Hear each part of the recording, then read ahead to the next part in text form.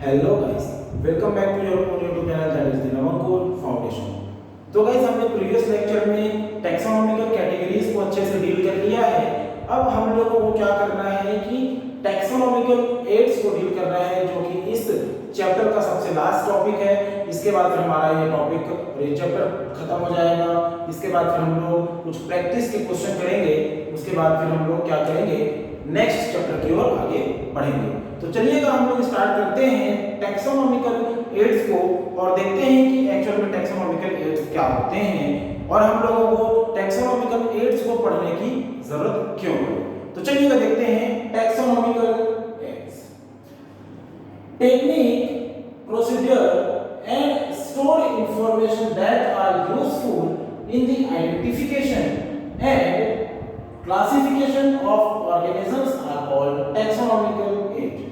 Specially याद रखेंगे यहाँ पास कुछ चीजें देखिएगा, ऐसे कुछ techniques, process and stored informations जो यूजफुल हो, क्यों, किसी भी ऑर्गेनिज्म के आइडेंटिफिकेशन के लिए, किसी भी ऑर्गेनिज्म के क्लासिफिकेशन के लिए, उसे क्या बोलते हैं हम, टैक्सोनॉमिकल एड कहते हैं।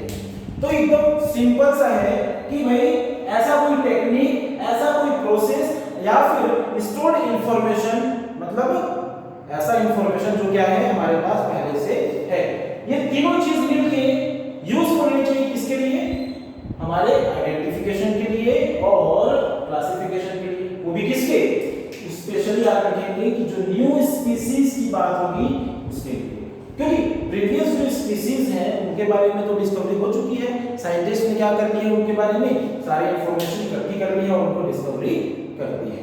तो हम जब न्यू स्पीसीज का क्या करेंगे, डिस्कवरी करेंगे या फिर कोई साइंटिस्ट डिस्कवरी करते हैं तो उनके पास ये सारी चीजें होनी चाहिए ताकि वो इनके आइडेंटिफिकेशन कर सके और उनको अच्छे से प्रॉपर वे में क्लासिफाई कर सके। क्लियर है गाइस? तो चलिएगा देखते हैं कि हमको इनमें क्या क्या पढ़ना है। एक्चुअल में ये चैप्टर है ये प्लांट्स के ऊपर ज्यादा फोकस करता है मोस्ट इंपोर्टेंटली। तो यहाँ पर हम बात करेंगे, एक चीज होती है जिसको कहते हैं हर्बेरियम। हर्बेरियम के बारे में डिस्कस करेंगे।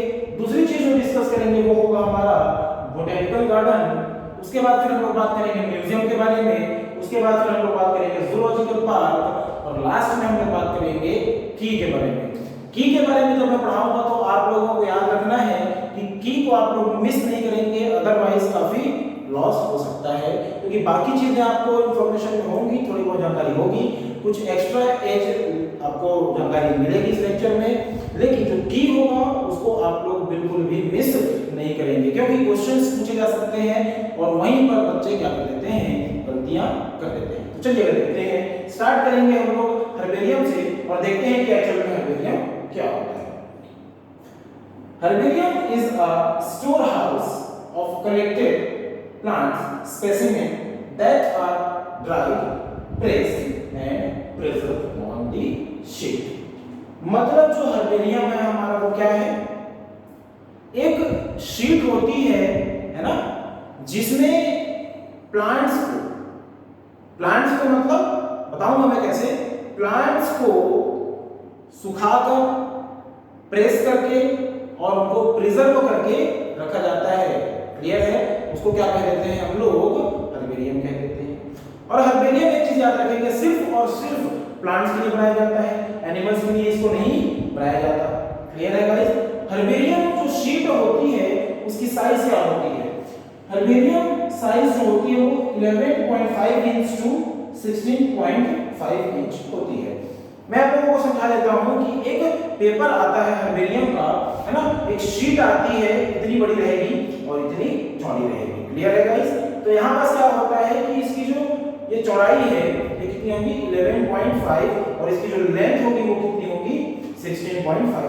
कुछ बुक्स इसको वेरी करती हैं, ठीक है, तो उसमें कोई दिक्कत वाली बात नहीं है, हम लोग अप्रॉक्सीमेटली लेके चल रहे हैं ट्रेडिशनल बुक से। क्लियर है गाइस? तो चलिए, इसका साइज कुछ ऐसा होता है और इसको बनाने से पहले क्या करना होता है कि जब आपको 11th में बनाने को दिया जाएगा अभी, तो आप लोगों को क्या करना रहेगा, कोई प्लांट का नाम दिया जाएगा, जैसे कि आपको मैंगो का प्लांट दिया गया। तो ऐसा नहीं है कि हम लोग पूरे के पूरे ट्री को ही लाके उस पेपर में चिपका दें। ऐसा तो पॉसिबल नहीं है। तो हम लोग क्या करते हैं कि जो इनिशियल लेवल पे जो प्लांट होता है जिसका जर्मिनेशन हुआ रहता है और थोड़ा सा उगा हुआ रहता है, बड़ा हुआ रहता है, उसको क्या करते हैं अपन जमीन से उखाड़ते हैं, उसके रूट्स को क्या कर लेते हैं, मिट्टियों को निकाल देते हैं, साफ कर देते हैं। उसके बाद फिर उसको पत्तियों को सभी चीजों को अच्छे से क्लियर करके हम लोग क्या करेंगे, उसको एक कॉपी के बीच में या फिर बुक के बीच में ऐसे प्रेस करके रख देंगे कुछ दिनों के लिए। जैसे ही वो सूख जाएगा, ड्राई हो जाएगा, तो फिर हम लोग उसको निकालेंगे। उसके बाद फिर उसकी क्या हो जाएगी, थोड़ी सी वो पतली हो जाएगी। उसके बाद फिर उसको पकड़ के हम लोग यहाँ पास प्लांट को एकदम पेस्ट कर देंगे। उसके बाद फिर इसमें सेलो टेप से अपन क्या कर देंगे, चारों तरफ से टेप लगा देंगे। क्लियर है? या फिर कुछ लोग क्या करते हैं, ऊपर से ऐसे रैपिंग कर देते हैं। क्लियर है? अब उसके बाद फिर हमने ये प्लांट तो क्या कर लिया, स्पेशली हमने निकाल लिया। अब उसको हमने चिपका भी दिया, कहां पास, हर्बेरियम शीट में। ये क्या है, हर्बेरियम शीट है। अब इसमें क्या होता है कि राइट साइड में या फिर लेफ्ट साइड में अपन कुछ इंफॉर्मेशन लिखते हैं, जिसमें क्या होता है, कलेक्शन का डेट होता है कि किस दिन इस प्लांट को कलेक्ट किया गया, कलेक्शन का प्लेस कि ये प्लांट कहां पाया गया था, जहां से आपने इसको उठा लिया या फिर उसको उठा के आपने चिपकाया है। क्लियर है? दूसरी चीज, इसको नॉर्मल लैंग्वेज में क्या बोलते हैं, कि इसको आम बोलते हैं कि मैंगो बोलते हैं। क्लियर है? उसके बाद फिर इसका बोटेनिकल नेम, बोटेनिकल नेम क्या है इसका, मैंजीफेरा इंडिका है, तो वो चीज लिखेंगे। ठीक है? फैमिली, उसकी फैमिली क्या है वो भी लिखेंगे। क्लियर है? और कलेक्टर का नेम, जिसने उसको क्या किया, कलेक्ट किया। तो इन चीजों के बारे में इंफॉर्मेशन होती है एक हर्बेरियम शीट में। अब इतने सारे इंफॉर्मेशन होने के बावजूद स्पेशली याद रखेंगे कि यहाँ पास जो फैमिली है उसको आपको बिल्कुल भी नहीं भूलेंगे। तो ये सारी चीजें इंफॉर्मेशन होती है इसमें, हर्बेरियम में। और हर्बेरियम क्या करते हैं, फिर जब हर्बेरियम फाइल बन जाती है तो उसको लॉकर रूम के अंदर, अलमारी के अंदर क्या करते हैं कि सीक्वेंस में, रेक्स में, ठीक है, उसको प्रॉपर वे में जमा के रख देते हैं, जैसे हम लोग बुक्स को एक के ऊपर एक ऐसे रखते हैं। और जब भी हमको जरूरत पड़ती है किसी भी स्पेसिमेन की या फिर किसी प्लांट की स्टडी की जो अभी के जमाने में प्रेजेंट नहीं है, तो हम लोग क्या करते हैं, हर्बेरियम फाइल निकालते हैं अपने लैब से, और वहां से हम लोग देखते हैं कि ये प्लांट में ये कैरेक्टर्स पाए जाते थे, ये ऐसा था, है ना। प्लांट को हम लोग ऑब्जर्व करते हैं क्योंकि यहाँ हमारे पास क्या होता है, प्लांट होता है। क्लियर है? तो स्पेशली याद रखेंगे कि हर्बेरियम सिर्फ और सिर्फ प्लांट्स के लिए बनाया जाता है, एनिमल्स के लिए नहीं बनाया जाता। क्लियर है गाइस? चलिए ये क्वेश्चन पूछा जा चुका है। नेक्स्ट आते हैं हम लोग बोटैनिकल गार्डन्स के ऊपर, और हम लोग बात करते हैं कि एक्चुअली में बोटैनिकल गार्डन्स होते क्या हैं। देखते हैं, this specialised garden have collection of living plants for reference. मतलब रेफरेंस का मतलब क्या है कि यहाँ पर लिविंग प्लांट्स की बात होगी, और वो भी रेफरेंस के लिए। रेफरेंस के लिए मतलब स्टडी के लिए। क्लियर है? मतलब अपन ने क्या किया है, कोई फॉरेस्ट लिया, ठीक है, नॉर्मल सी बात कर रहा हूं मैं, ये कोई फॉरेस्ट है, उसके अंदर कुछ प्लांट्स हैं जिसको हमने पर्पसली हमने वहां क्या किया है, प्लांट किया है। ठीक है? अब हमको अगर उसकी स्टडी करनी है तो क्या करना होगा, हमको उसको पूरा ऑब्जर्व करना होगा एक एक चीजों को। क्लियर है गाइस? उसमें एक पर्टिकुलरली टैग लगाना होगा कि ये प्लांट इसके द्वारा लगाया गया, ये इस फैमिली का है। क्लियर है? ये सारी चीजें इंफॉर्मेशन उसमें होनी चाहिए। तो इन्हीं चीज के बारे में बात करते हैं। अब ये हमने क्या कर लिया, बॉटनिकल गार्डन में प्लांट्स को प्रिजर्व करके रखा जाता है अपने स्टडी के लिए, अपने रेफरेंसेस के लिए। ऐसा नहीं है कि हम लोग क्या करते हैं उनको, पूरा जंगल जो होता है वो भी एक तरीके का क्या होता है, गार्डन होता है, लेकिन वो एक्चुअली बोटैनिकल गार्डन नहीं होता। बोटैनिकल गार्डन में रिसर्च के लिए या फिर स्टडी के लिए हम लोग प्लांट्स की क्या करते हैं, ग्रोइंग करवाते हैं। उसमें देखिए, plant species in these gardens are grown for identification purpose. किसके लिए है हमारे पास, आइडेंटिफिकेशन पर्पस के लिए। And each plant is labelled indicating is botanical and scientific name and its family name also। तो काफी सारी इंफॉर्मेशन उस प्लांट के नीचे एक कागज में चिपका के रख देते हैं, तो इससे हमको पता चलता है कि ये प्लांट इस पर्पस से, इसके लिए हमने ये चीज लगाई थी। क्लियर है गाइस? तो ये चीजें तो आपसे नहीं पूछी जाएंगी कि एक्चुअल में ये होते क्या है। आपसे जो पूछी जा सकती है वो चीज ये है कि एनसीईआरटी में 3 गार्डन्स के नाम लिखे हुए हैं और तीनों गार्डन्स के नाम पूछे जा सकते हैं। बिल्कुल, चलिए ये रॉयल है, हाँ, तो रॉयल बॉटेनिकल गार्डन पाया जाता है, क्यों? क्यों एक जगह है, कहाँ है ये? लंदन में है। क्लियर है? नाम याद रखेंगे, रॉयल बॉटेनिकल गार्डन। आप लोगों को कभी कभी ये पूछ सकता है शॉर्ट फॉर्म में, तो आप लोग याद रखेंगे RBG। क्लियर है? क्यों लंदन? दूसरा चीज है, उसको कहते हैं इंडियन बोटेनिकल गार्डन, जो पाया जाता है हावड़ा में। क्लियर है? तो IBG याद रखेंगे कि हमारे पास क्या है, इंडियन बॉटेनिकल गार्डन कहाँ प्रेजेंट है? हावड़ा में प्रेजेंट है। नेक्स्ट है नेशनल बोटेनिकल गार्डन, है ना, national botanical research institute. Clear है?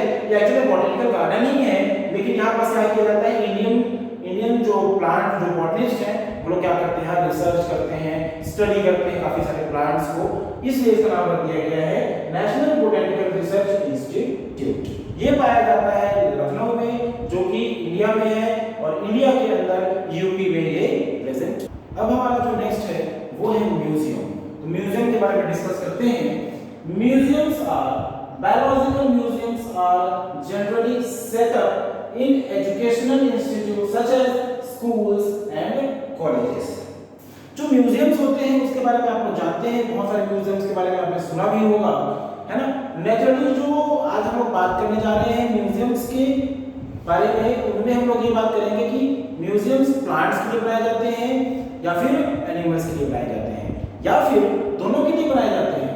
और जब उनको रखते हैं हम म्यूजियम्स के अंदर, तो क्या हम उनको प्रिजर्व करके रखते हैं, कुछ लिक्विड्स के अंदर रखते हैं, या उनको सूखा ही रख दिया जाता है? तो इन सारी चीजों के बारे में आज हम लोग इनमें डिस्कस करेंगे। देखते हैं म्यूजियम्स के बारे में।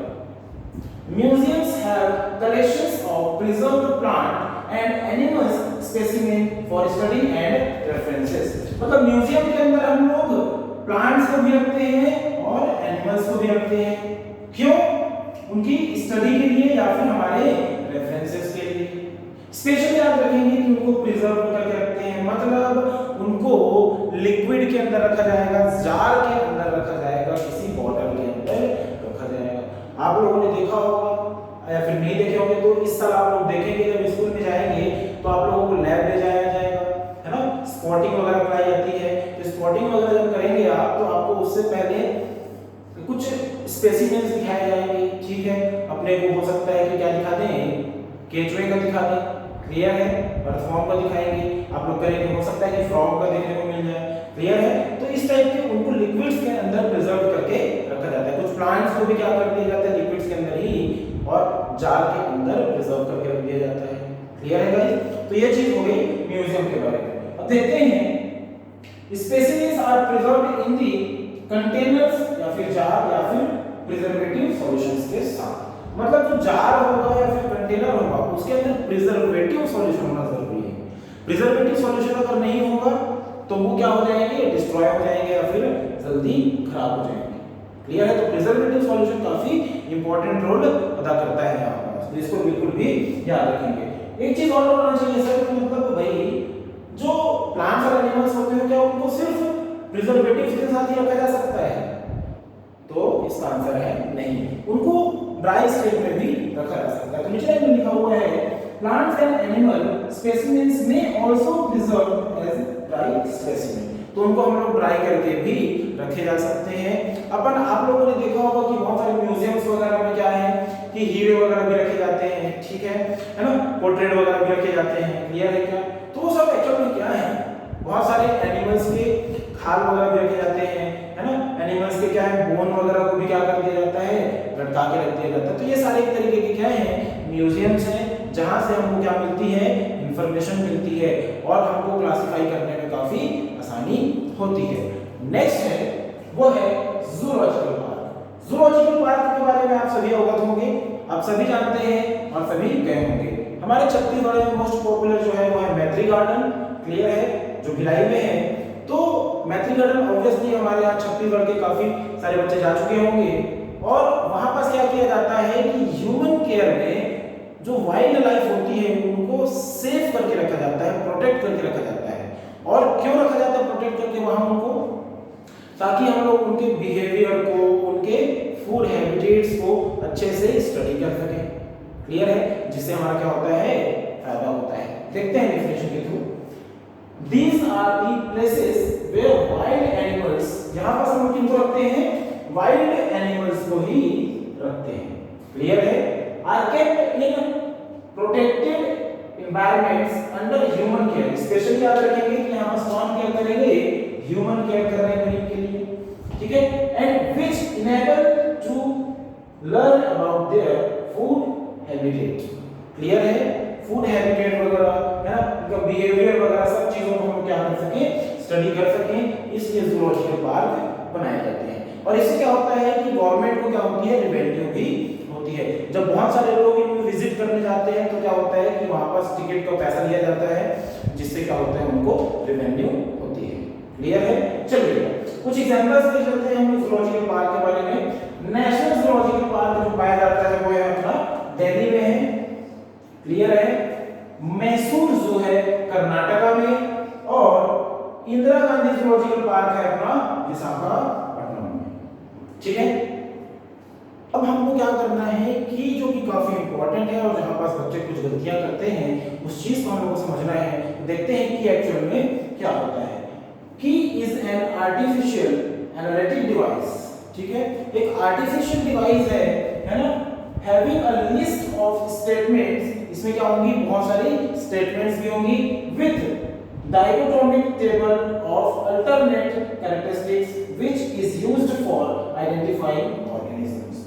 मतलब अगर हमको किसी भी ऑर्गेनिज्म को पहचानना है तो उसके लिए क्या चाहिए, हमको इंफॉर्मेशन चाहिए। इंफॉर्मेशन के लिए क्या चाहिए आपको कि सभी चीजें एक जगह अरेंज्ड हो। अगर सभी चीजें एक जगह अरेंज्ड होंगी और सीक्वेंस में होंगी तो आप लोग किसी भी चीज को प्रॉपर वे में स्टडी कर सकते हैं। क्लियर है क्या? तो एक्चुअल में जो कीज होती हैं, आप लोग जानते हैं कि घर में हम लोग दरवाजे के पीछे या फिर जब हम घर से छोड़ के जाते हैं घर, तो हम लोग ताला में चाबी लगा के ऐसे बंद करके चले जाते हैं। तो ऑब्वियसली यहाँ भी हर एक ऑर्गेनिज्म को पहचानने के लिए एक अलग अलग कीज अवेलेबल है। तो एक्चुअल में क्या है कि क्या जो कीज होते हैं वो सिर्फ एनिमल्स या फिर प्लांट्स में पाए जाते हैं कि दोनों में पाए जाते हैं? तो हमारा आंसर होना चाहिए कि जो की होते हैं वो एनिमल्स और प्लांट्स दोनों में पाए जाते हैं। बेसिक क्या होता है, अगर हम किसी भी एनिमल को या फिर किसी प्लांट की स्टडी करना चाहते हैं या फिर दो सिमिलर प्लांट है या फिर दो सिमिलर एनिमल्स हैं तो उनको थोड़ा सा डिफरेंशिएट करने के लिए हमको क्या करना होगा, कीज का यूज करना होगा जिसमें कॉन्ट्रास्टिंग कैरेक्टर्स के बेस पे किया जाता है। अगर हम लोग बात करें तो मान लेते हैं अपन पी का ले लेते हैं, ठीक है, मटर का ले लेते हैं। मटर में क्या ले लेते हैं अपन, उसमें दो सीड्स होती हैं, एक तो येलो होता है और एक होता है ग्रीन। तो हम लोग क्या कर सकते हैं, अगर हमको ज्यादा प्रोडक्टिविटी चाहिए या फिर हमको ज्यादा प्रोडक्शन चाहिए तो हम लोग येलो सीड को लेंगे और क्या ले लेंगे, हम लोग इसको क्या कर देंगे, यहाँ से रिजेक्ट कर देंगे। मतलब हमको जिसका रिक्वायरमेंट है हम लोग उसको चूज करेंगे और जिसकी रिक्वायरमेंट नहीं है उसको क्या कर देंगे, रिजेक्ट कर देंगे। तो यही चीज क्या होती है की। क्लियर है? देखिएगा, वन कैरेक्टरिस्टिक चूज किया जाएगा, एक को हम लोग सिलेक्ट कर लेंगे और सेकंड जो कैरेक्टरिस्टिक होगा जो हमारे लिए काम कर नहीं होगा उसको हम लोग क्या कर देंगे, रिजेक्ट कर देंगे। तो इस चीज को आप लोग थोड़ा सा ध्यान में रखेंगे। तो इसको हम क्या कर देंगे जी, यहाँ से रिजेक्ट कर देंगे। क्लियर है? और हर एक क्लास के लिए, हर एक ऑर्डर के लिए, हर एक टैक्सोनॉमिकल कैटेगरी के लिए प्रॉपर वे में डिफरेंट टाइप के क्या पाए जाते हैं, कीज पाए जाते हैं। इनके टाइप्स के बारे में डिटेल स्टडी है नहीं तो हम लोग बात नहीं करेंगे।